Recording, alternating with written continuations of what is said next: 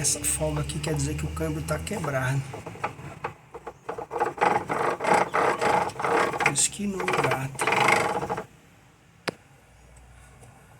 Câmbio quebrado.